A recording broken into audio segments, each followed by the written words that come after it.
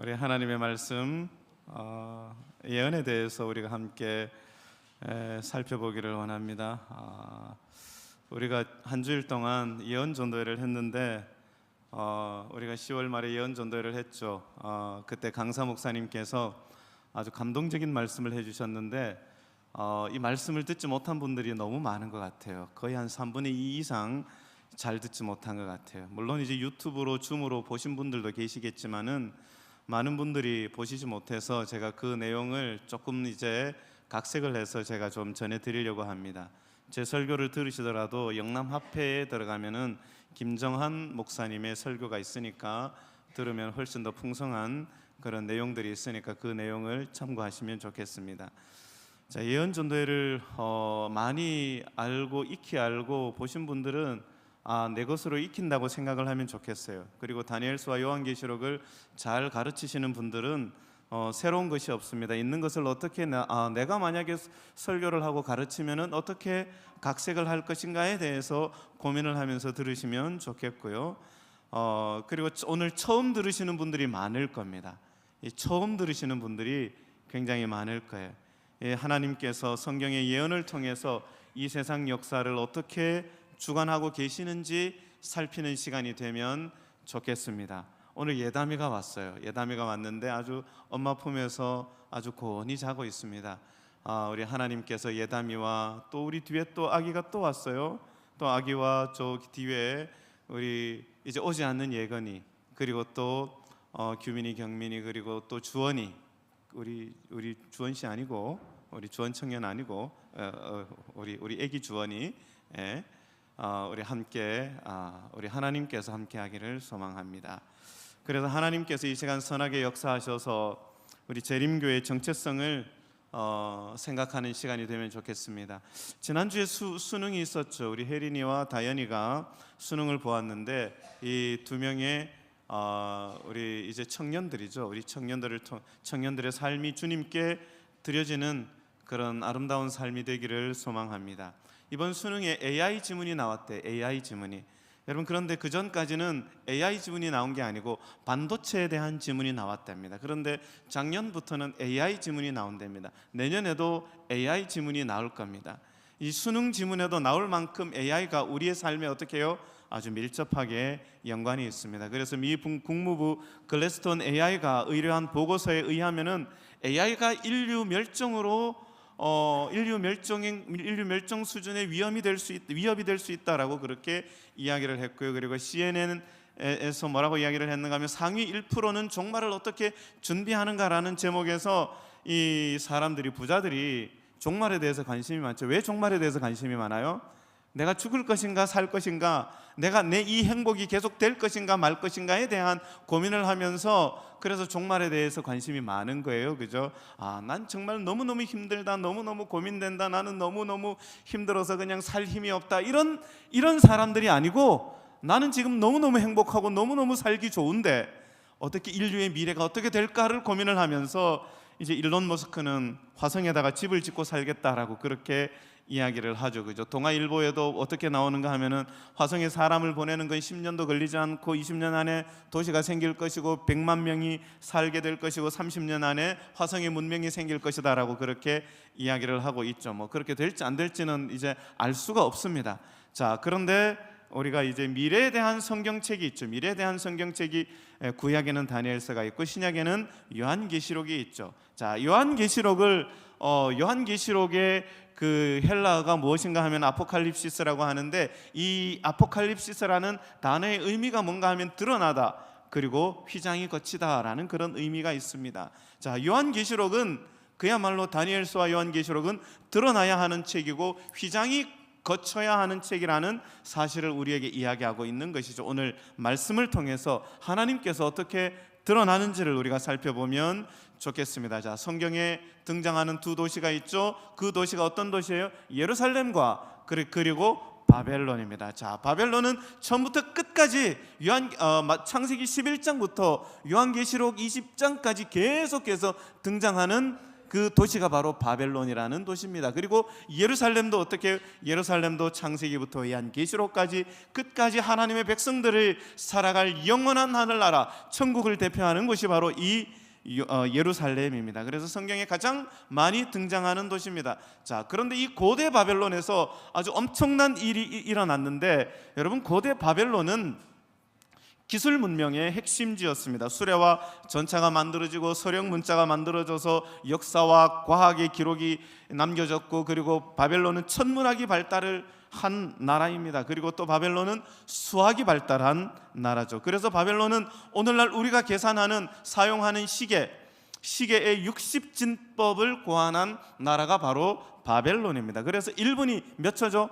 100초가 아니고 60초.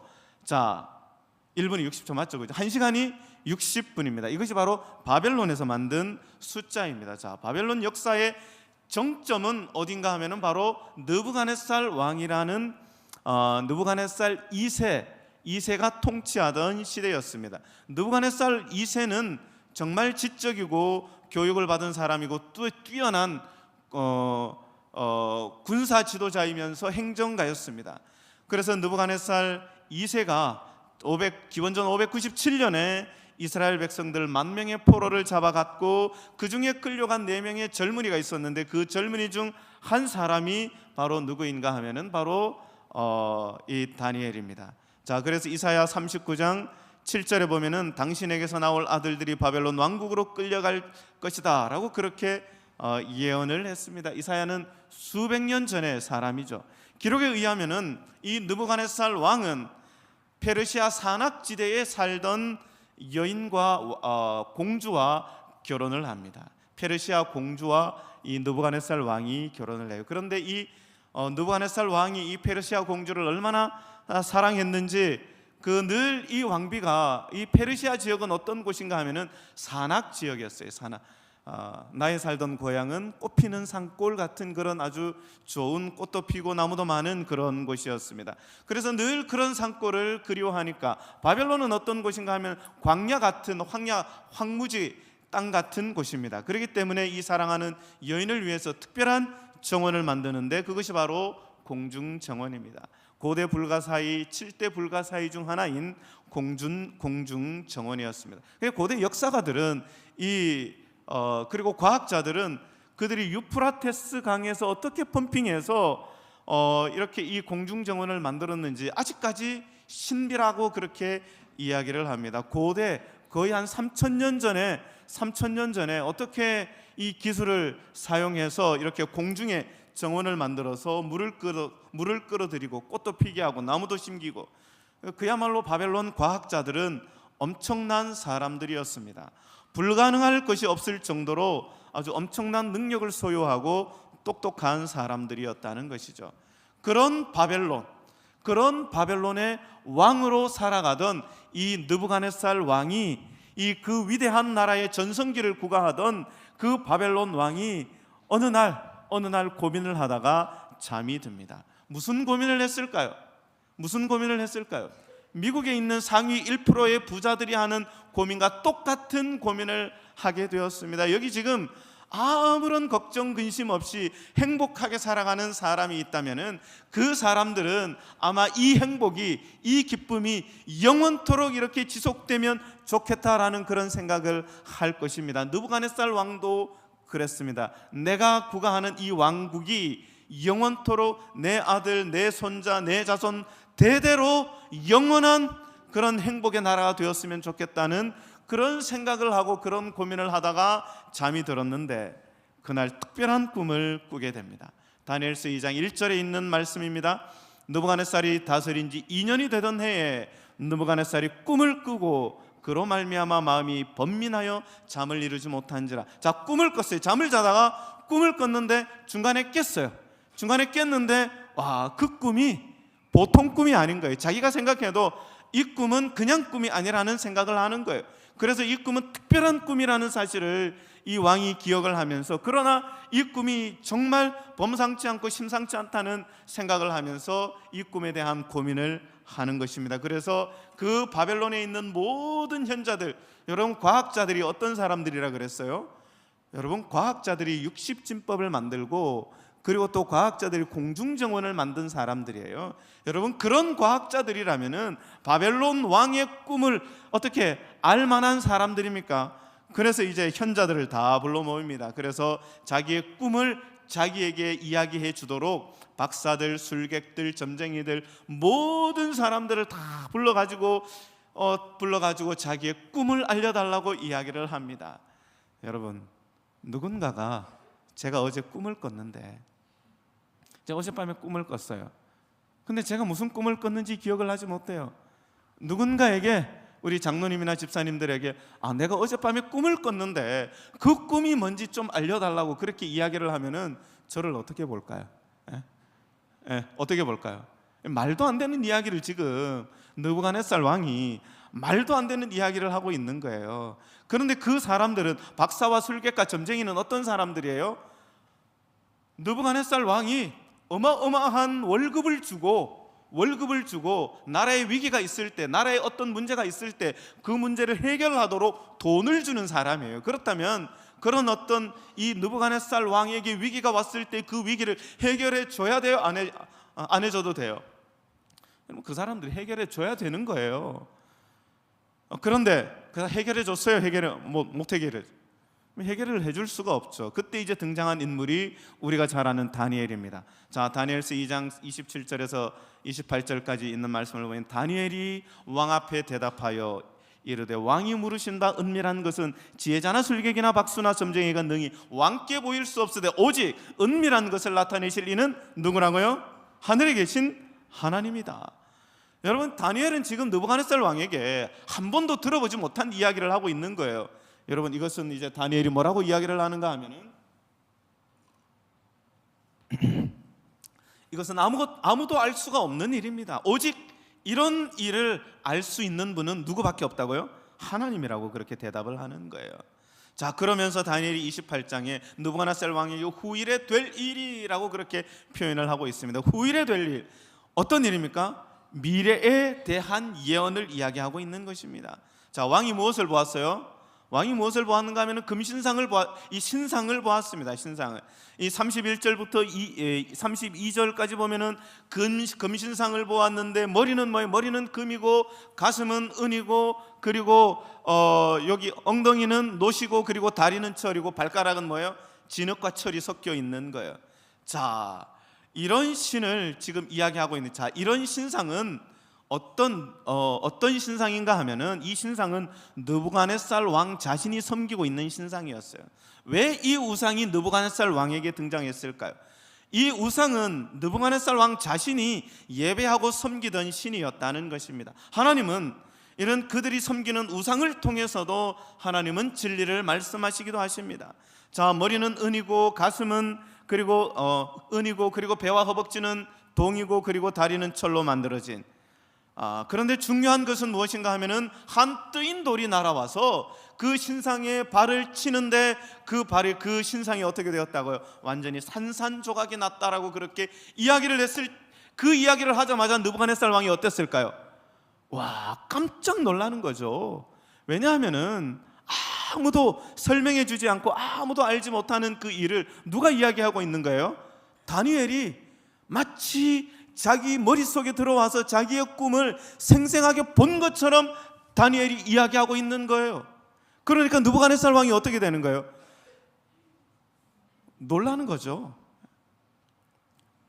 그리고 난 다음에 이제 다니엘이 다시 이야기를 이제 엮어갑니다. 자, 그 꿈의 의미를 이제 정확하게 이제 설명해 주기 시작합니다. 자, 이쯤 되면은 느부갓네살 왕이 다니엘을 신뢰할 만할까요? 어떨까요? 신뢰할 만하겠죠. 그죠? 자, 왕은 금머리입니다. 그야말로 바벨론은 황금의 왕국이었습니다. 여러분, 바벨론은 황금의 나라였어요. 그래서 이제 그 역사가의 기록에 보면은 바벨론 성에 있는 모든 것들이 다 금이었다고 이야기를 하고, 그 금을 합치면 30톤 이상, 800달란트 이상이 되었다고 그렇게 이야기를 합니다. 자, 그러면은 바벨론은 어떻게 해서 그렇게 그 황금의 나라가 되었는가 하면은, 바벨론은 사실은 유럽과 아프리카와 아시아를 잇는 교통의 중심지였습니다.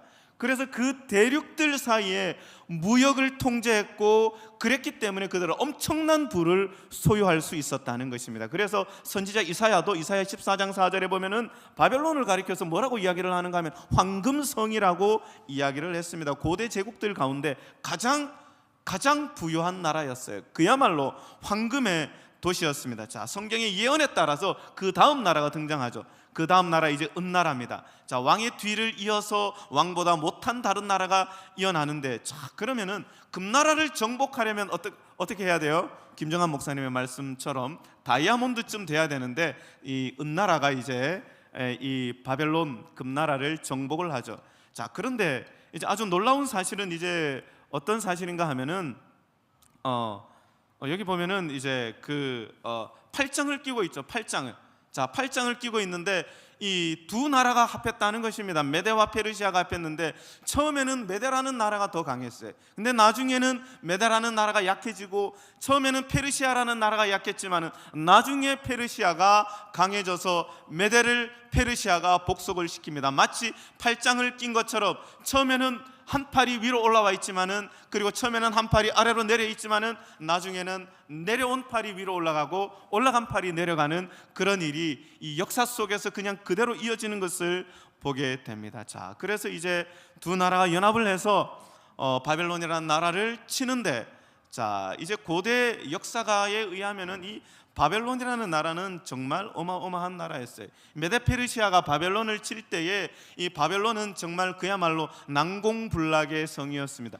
느부갓네살 왕이 있을 때만 해도 바벨론은 그야말로 넘사벽이었어요. 아무도 넘보지 못하는 그런 나라였습니다. 그런데 세월이 흐르면서 아들이 사위가 그리고 손자까지 내려오면서 이 바벨론이 그 옛날의 영광을 가지지 못하고 점점 쇠락하기 시작합니다. 그랬을 때에 이제 그 페르시아가 이 고레스 대왕을 중심으로 해서 이제 페르시아가 바벨론을 정복을 할 때에 사용한 전술이 있는데, 그 전술이 무엇인가 하면은 그 물줄기를, 바벨론으로 흐르는 물줄기를 위에서부터 돌리는 것이었습니다. 그래서 그 바벨론 중심으로 흐르는 그 강물을 마르게 하고 거기를 따라 수문을 통해서 들어가는 작전을 폈는데, 사실은 그 수문이 있을 때는 정말 바벨론은 난공불락의 성입니다. 정말 그야말로 여러분들이 이제 그 화면을 보시면 아시겠지만은 이 성의 성벽이 두께가 어마어마한 두께였어요.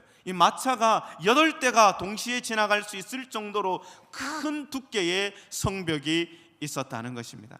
그리고 성으로 향하는 이 복음로도 차단하기 시작했어요. 여러분, 그런데 우리가 가만히 생각해 보십시오. 우리 임진왜란을 생각해 보면은, 여러분, 우리 임진왜란 때 우리나라가 일본에 완전히 정복당하지 않았던 이유가 무엇입니까? 누구 때문에 그래요? 네, 여러분들이 잘 아시는 이순신 장군이 뭐 했어요? 바다에서 뭐 한 거예요? 보급로 차단한 거예요. 보급로를 차단했기 때문에, 그래서 이제 윌프레드 이제 롬베르트라는 사람이 뭐라고 이야기를 하는가 하면은, 어떤 도시에 보급로를 차단해 버리면은 한 3일 정도 지날 수 있다고 합니다. 그런데 사실은 3일보다 훨씬 더 오랫동안 지낼 수 있는데, 보급로를 차단해 버리면은 사람들이 위기 의식을 느끼는 거죠. 심리 상태가 무너지는 시간이 72시간이라고 합니다. 72시간이 딱 지나고 나면 사람들의 심리 상태가 공황 상태가 되어서 방화와 약탈과 혼돈과 무질서가 이어지기 때문에 딱 그것이 바로 72시간이라고 합니다.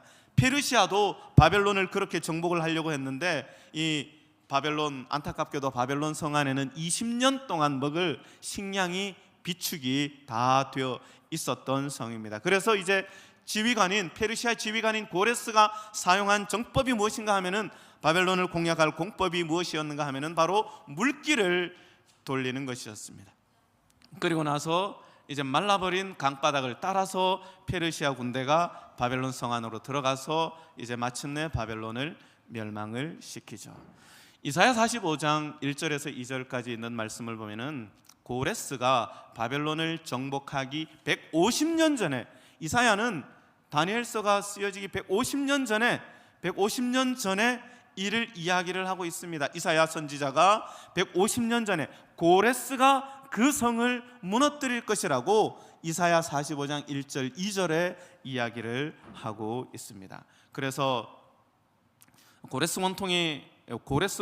원통 실린더가 발견이 되었는데 1879년에 여기에 뭐라고 되어 있는가 하면 나는 고레스 세상의 왕 위대한 왕 바벨론을 정복한 왕이다. 내가 바벨론에 개선 입성했을 때 나는 기쁨과 즐거움으로 나의 당당한 거처를 왕궁으로 잡았다.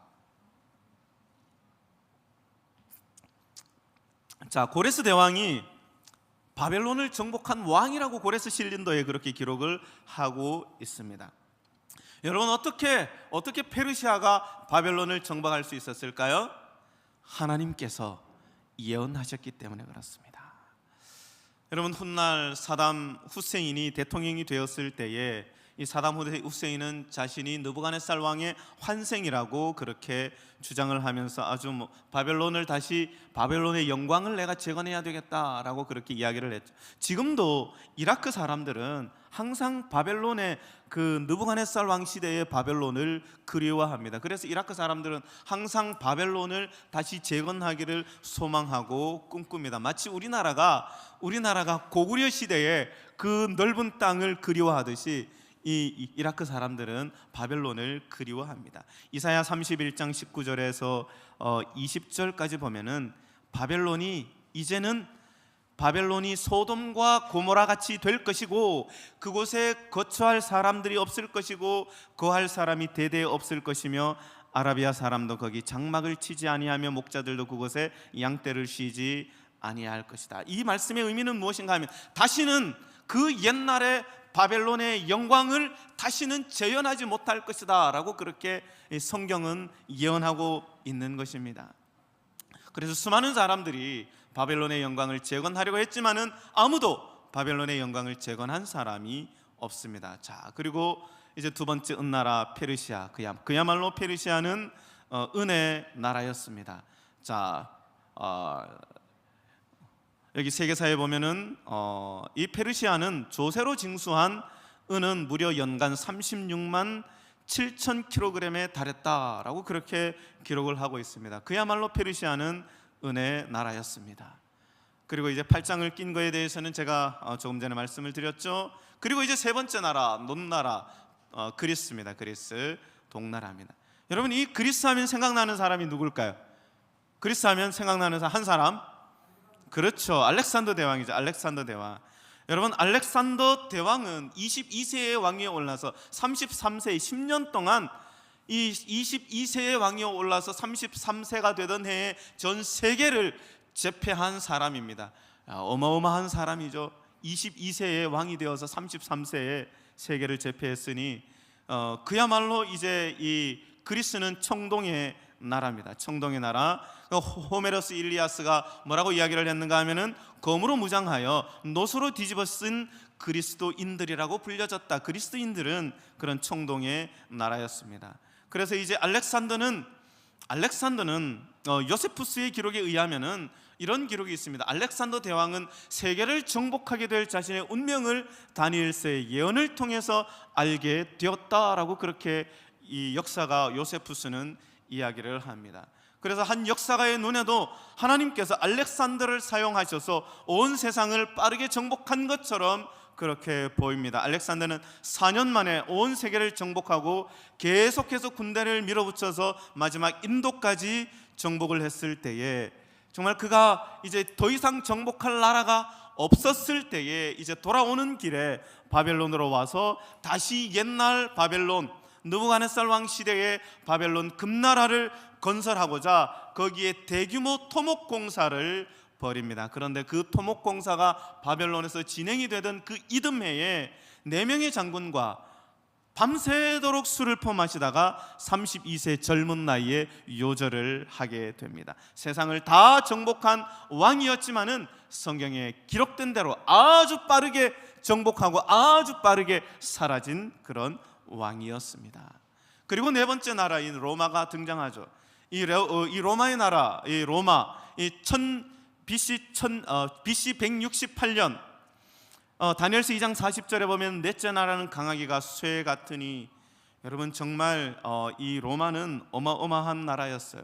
정말 로마는 정말 모든 것을 부서뜨릴 만한 그런 강한 나라였습니다. 굉장히 호전적이고 진취적이었고 몸을 두려워하지 않는 사람들이었습니다. 김정한 목사님 말씀에 의하면 그리스도인처럼 꿈꾸고 유대인처럼 생각하고 로마인처럼 행동하라라고 그렇게 이제 표현을 하셨는데, 정말 그야말로 호전적인 나라. 그렇게 이제 다니엘서를 이제 다니엘이 누구에게 이야기를 하고 있는 거예요? 느부갓네살 왕에게 이야기하고 있는 것입니다.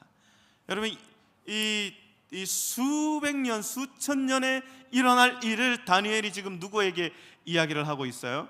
지금 느부갓네살 왕에게 이야기를 하고 있습니다. 이렇게 역사가 이어질 것입니다 라고 그렇게 이야기를 합니다.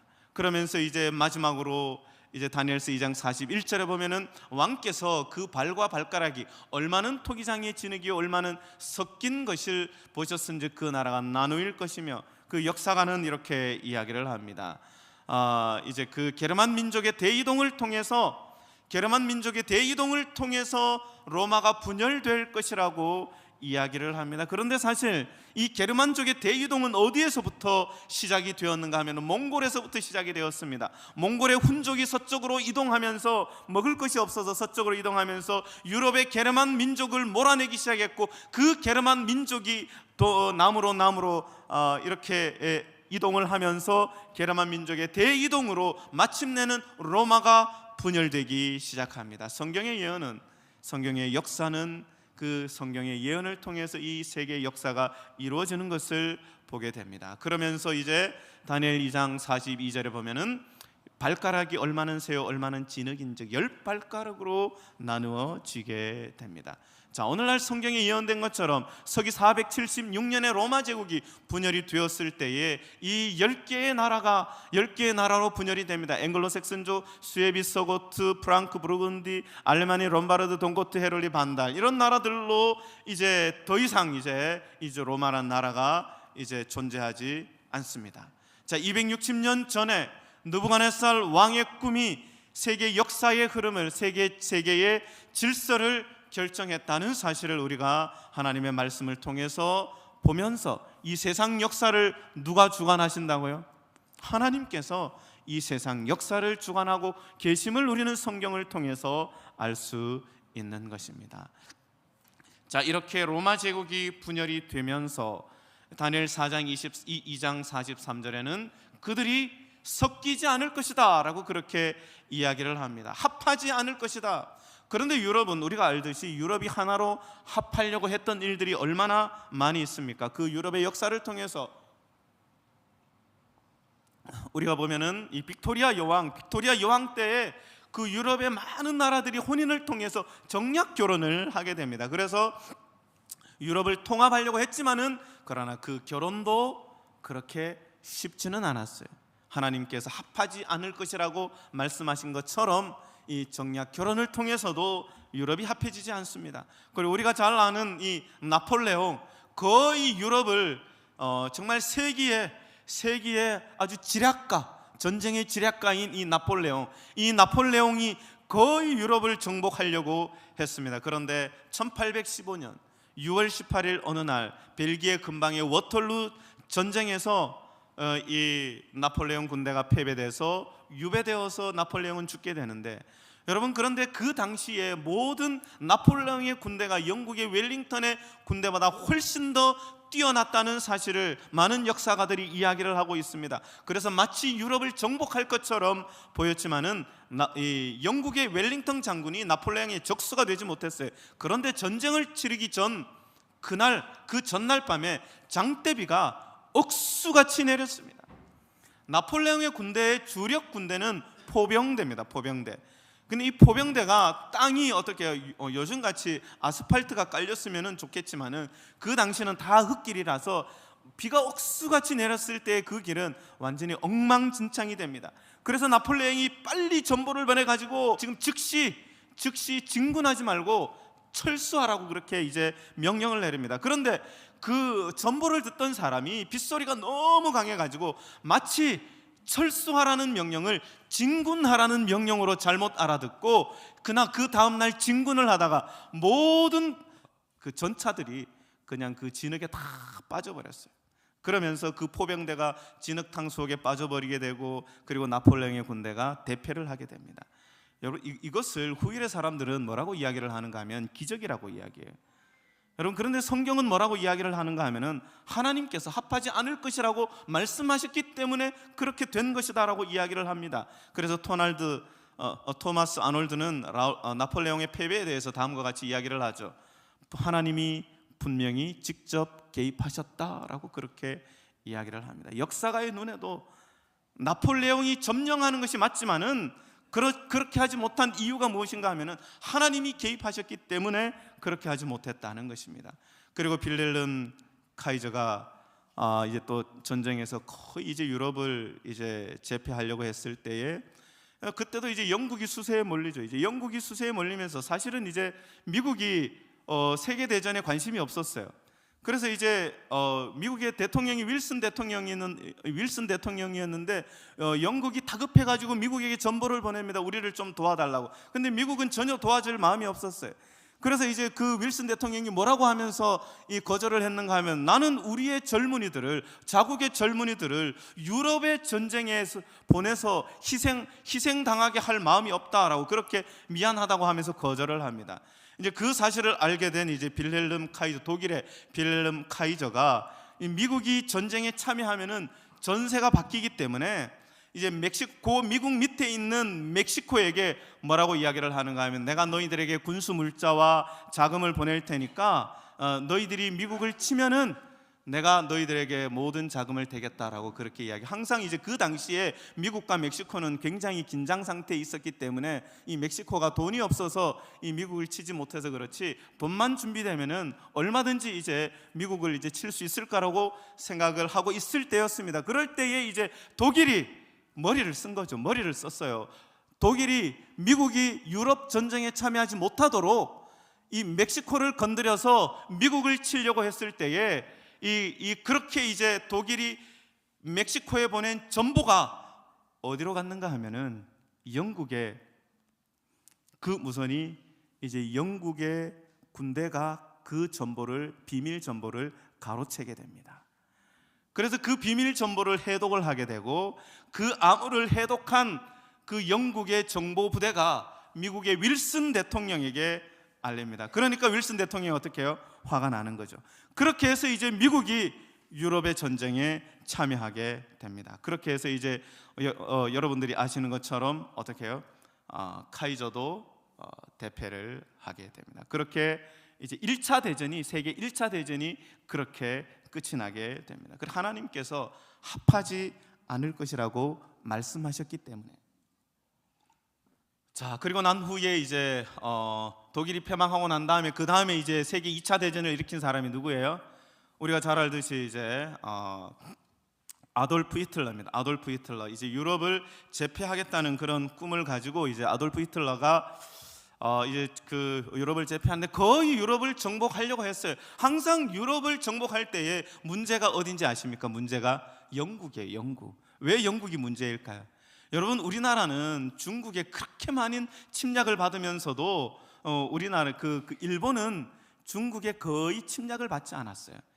왜 그럴까요? 여러분, 해상이 발달하지 않는 시대였기 때문에 그래요. 그렇기 때문에 바다를 건넌다는 것은 이거는 어마어마한 모험입니다. 이 1800년대 후반, 1900년대 초반에도 이 바다를 건넌다는 것은 쉬운 일이 아니었어요. 히틀러가 거의 유럽을 정복하려고 할 때 마지막 영국이 남았는데, 이제 히틀러의 전투기는 한 2000여 대가 있었어요. 이제 영국을 이제 폭격하기 시작하는데 영국의 모든 군사 시설을 다 폭격을 했어요. 그래 이제 마지막으로 이제 윈스턴 처칠이 이제 마지막으로 남은 전투기를 날려 보내면서 그 전투기 대장이 이제 그 공군 대장이 이제 윈스턴 처칠에게 이제 마지막으로 비행기를 날려보냅니다라고 이제 이야기를 하고 전투기를 날려보냈는데, 만약에 그때에 독일군이 다시 쳐들어왔다면은 완전히 영국군은 영국이 초토화가 됐을 것입니다. 그런데 무슨 일인지 독일이 폭격이 미뤄지는 거예요. 무슨 일이 있었는가 하면은 그 비행기를 띄울 때에 맑은 날을 가려서 이 공격을 준비를 하는데 그 독일에서 안개가 너무 짙게 깔려서 전투기가 뜰 수가 없었던 것입니다. 그리고 그 틈을 타서 영국이 재정비를 하게 되고 독일의 전투기 공습이 무위로 돌아가자 이제는 해군을 통해서 안개 낀 날을 이용해서 상륙작전을 하려고 하는데, 여러분 왜 안개 낀 날 상륙작전을 해요? 보이지 않으니까 상륙작전이 쉬운 거예요. 그런데 영국은 항상 안개의 나라잖아, 안개의 나라. 그런데 독일군이 상륙작전을 하던 그날은 안개가 걷혀버린 거예요. 800년 만에, 역사가의 기록에 의하면 800년 만에 처음으로 그 해변에 안개가 걷혔다라고 그렇게 이야기를 합니다. 영국은 맑은 날이 거의 없는 나라입니다. 그래서 상륙작전을 펼치던 히틀러의 해군이 비참하게 최후를 맞게 됩니다. 여러분, 이것이 누가 섭리하신 일인가?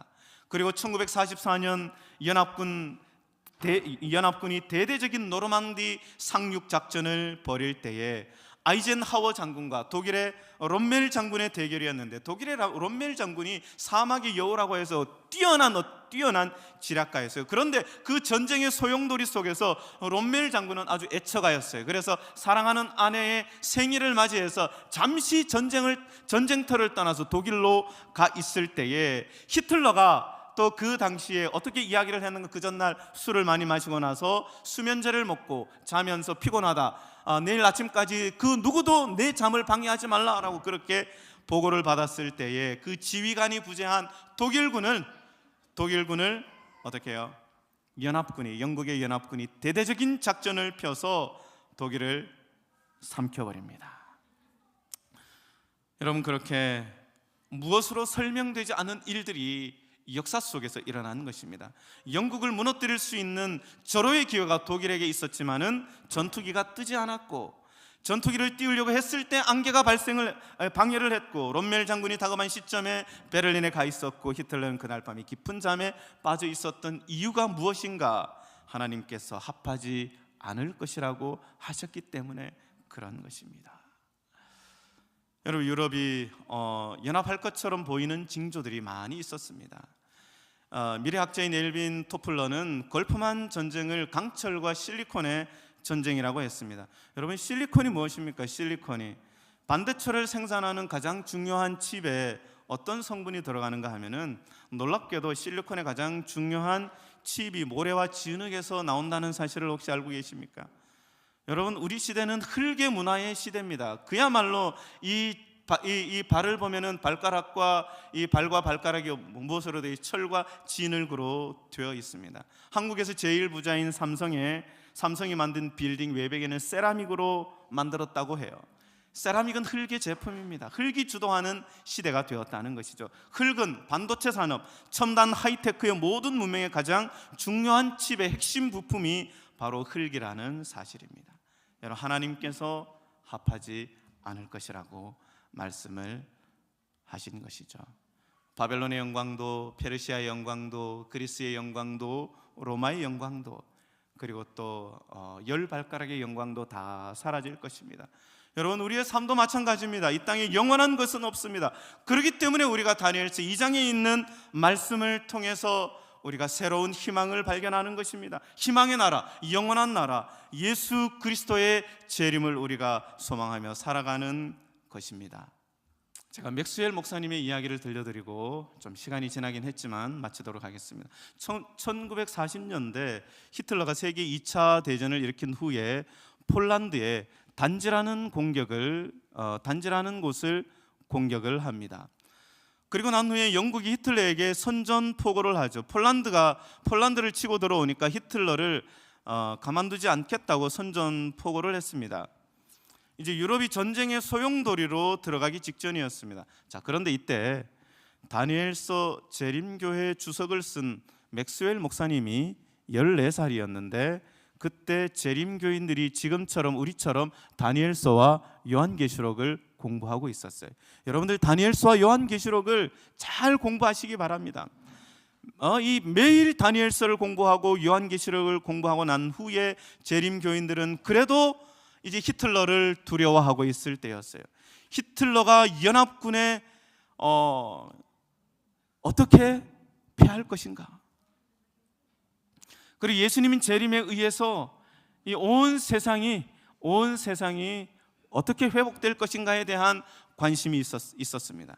그래서 그 당시에 사람들은 절대로 히틀러를 이길 사람은 없다, 히틀러에 의해서 유럽 전체가 히틀러의 손에 들어갈 것이다 라고 그렇게 예언을 했지만은, 그러나 그 당시 우리 재림 교인들은 절대로 유럽 교회가 히틀러의 손에 들어가지 않을 것이라고 예언을 했습니다. 그러면서 그런데 이상하게 그렇게 이야기하고 있을 때 유럽의 강력한 나라였던 프랑스가 히틀러의 손에 들어갑니다. 그러면서 일부 재림교회 예언학자들이 당시 시조 편집장이었던 맥스웰 목사님의 아버지였던 아더 맥스웰 목사님에게 히틀러 패망을 예언하는 글을 쓰지 말라고 이야기를 합니다. 왜냐하면은 히틀러가 유럽을 연합해 버리면은 우리의 예언이, 우리의 성경 해석이 잘못된 것이라고 판명이 되기 때문에, 그래서 이제 히틀러가 패망하는 예언을 쓰지 말라고 학자들이 그분에게 이야기를 했을 때, 그 목사님이, 그 아더 목사님이 어떻게 했는가 하면은 1940년 9월 2일자 시조 겉표지에 보면은 하나님의 예언과 하나님의 말씀은 예언 그대로 성취될 것이다 라고 하면서 다니엘 2장의 해석 기사를 게재를 했습니다. 그 당시에 히틀러의 힘이 정점에 있을 때에, 히틀러가 절대로 무너지지 않을 것처럼 보였을 때에, 그 목사님이 다니엘서 2장 43절 이 말씀의 예언은 확실한 예언이다 라고 그렇게 선포를 하면서, 이 한국어로 번역이 된 표현에는 참되고 확실한이라는 그런 표현이 있습니다.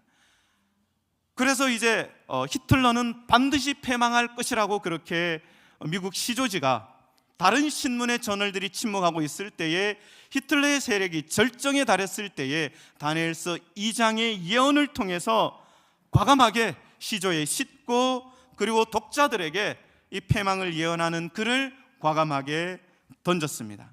그런데 예언대로 히틀러가 어떻게 됐죠? 패망을 하게 됐죠. 히틀러에 의해서 유럽이 통일되는 것이 아니라 패망을 했습니다. 여러분, 다니엘서 2장의 이 예언의 말씀, 다니엘서 2장뿐만이 아니라 요한계시록, 다니엘 전체에 있는 말씀, 요한계시록에 있는 모든 말씀은, 이 예언의 말씀은 반드시 성취될 것입니다. 그리고 그 마지막 끝에 예수 그리스도께서 틀림없이 재림하실 것입니다. 예수 그리스도의 재림을 확실하게 믿고 확실하게 정말 확신하며 살아가는 사람이라면은 이 땅에서의 삶이 달라질 것이라고 생각을 합니다. 이 세상에 아무리 숱한 문제들을, 아무리 복잡하게 얽혀진 문제들을 우리가 만날지라도 하나님의 말씀의 기초에서 우리가 살아간다면은, 우리가 그 말씀의 기초에서 하루하루를 우리가 살아가게 된다면은 우리의 삶이 달라질 것이라고 생각을 합니다. 성경은 이 세상도 정욕도 지나가되 오직 하나님의 뜻을 행하는 일은 영원히 거할 것이라고 성경은 우리에게 분명히 말하고 있습니다.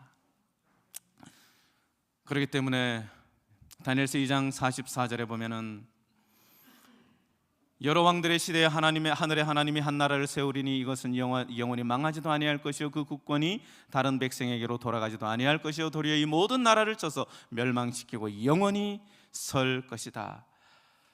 영원한 나라가 도래할 것입니다. 아픔이 없고 이별이 없고 슬픔이 없고 고통이 없는 완벽한 나라, 그 하나님 나라를 우리 하나님께서 세우실 것입니다.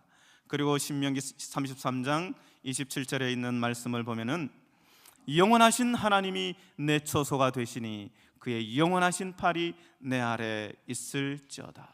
여러분, 마지막 시대의 사단의 시험이 광풍처럼 불게 될 것입니다. 우리를 흔들게 할 것입니다.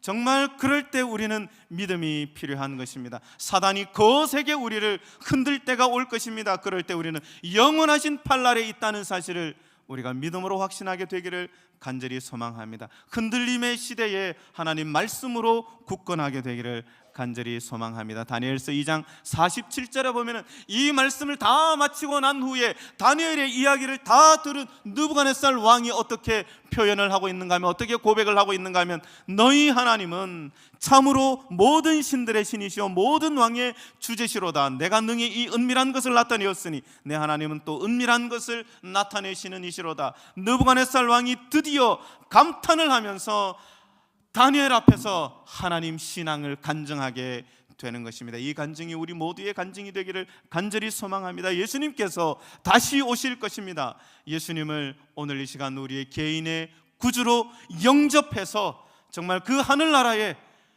영원히 행복하게 살아가는 저와 여러분들이 되기를 바라며 오늘 말씀을 줄입니다.